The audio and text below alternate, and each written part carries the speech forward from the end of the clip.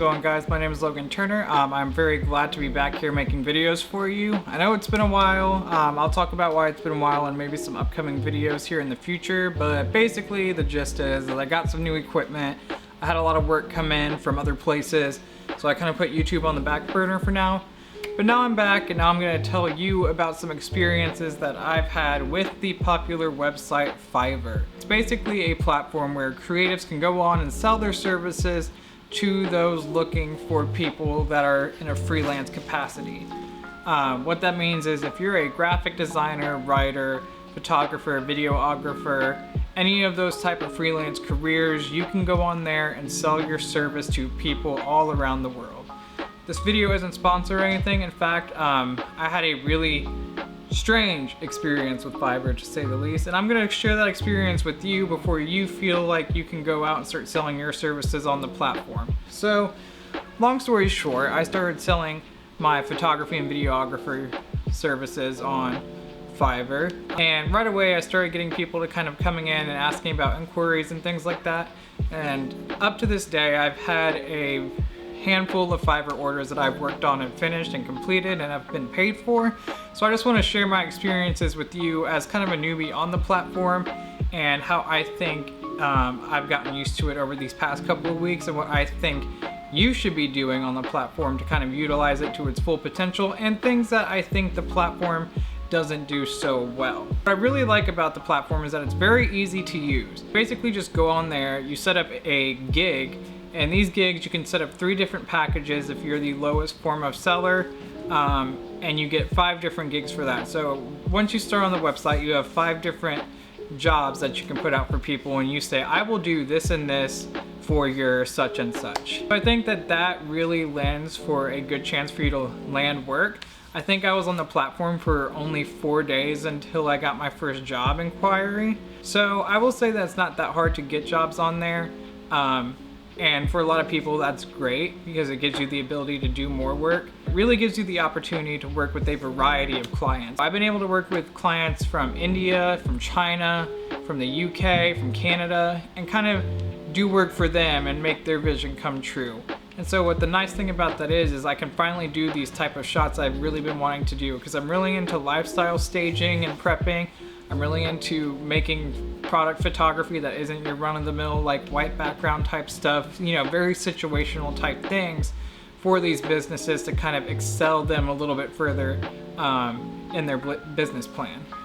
Another thing that I think Fiverr does really well is that it's very user-friendly. It is very hard for someone to get ripped off on Fiverr if you're doing the steps correctly. So there is a safe delivery system, there is a safe messaging system that monitors everything that you and your client are speaking of. It makes sure that you guys might not be conversing outside of the platform where, you know, something sketchy could happen. I think they did a really good job at keeping both creatives and customers safe. So in that regards, they really did what they set out to do by making a safe interfacing system for people that are finding work and for people that need work done for them. Let's talk about some of the things that I think kind of detract from the business model a little bit, and things that you don't really think about once you sign up to be a seller on Fiverr. There will be a possibility with actually interfacing with clients over the messaging system, as opposed to them just delivering or ordering gigs from you. I have not had one instance where someone actually just purchased my package from me. What really happens is people see my gigs, they kind of understand what I'm doing, they see my product examples, and they will still message you 500 times making sure that you understand what exactly they want. It really goes against the easy gig setup structure that they have. So in the end, you're kind of just conversing with clients like you would, say, if they found your social media page or your website or something like that. I kind of feel like I'm just working with clients that I would talk to, that I interface with in real life. And kind of making that problem worse is Fiverr incentivizes you to make sure that your gigs are priced lower. No matter how extravagant my lifestyle staging is, if I need models for the shot, if I need to get props for it, if I just need to go outside and find a perfect location to make sure these things are done on top of the editing, and just filtering out all the bad photos, you feel like your prices still need to be really low because there is a lot of competition on there. That really takes away from you wanting to grab these bigger jobs that people might offer you, is because you feel like, well, if I don't keep my prices low, they'll just go literally over to the next page where someone is doing the same things as me and maybe even better, and they'll just go with them because they're charging 20 bucks as opposed to me charging 50 bucks. Another major con that I've realized on Fiverr is the fact that clients can deny your work no matter how many revision rounds you've said that you would give them. I have been asked to make some of the smallest, most inconvenient, most annoying adjustments you could probably ever make. And then by the time that you're finally done with all their revisions, Fiverr goes ahead and marks that you have delivered their order as late. When it comes down to it, all you're really doing is selling your services on a website where you will be seen, but you have to charge a little bit less. And at the end of it, is it really a convenience when you have to interface as much as you would with any other person? My advice to everyone that's doing anything creative on there, especially when it's more technical or things like that, keep your services small and your price points reasonable.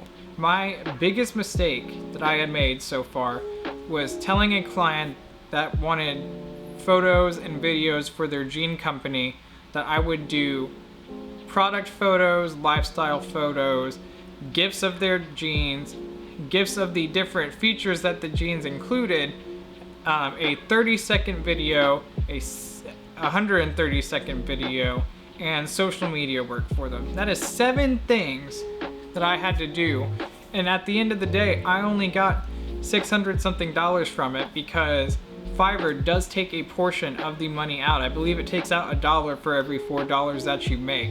Just make sure that you are not putting in too much effort into something that isn't going to pay you back indefinitely in the long run. At the end of the day, these are still clients. They're still trying to pay you money to do what you do best. And just make sure that you're delivering on the things that you promise and don't promise more than what they expect. Overall, I do think that is a very good platform, but I don't think that it is necessarily for everybody.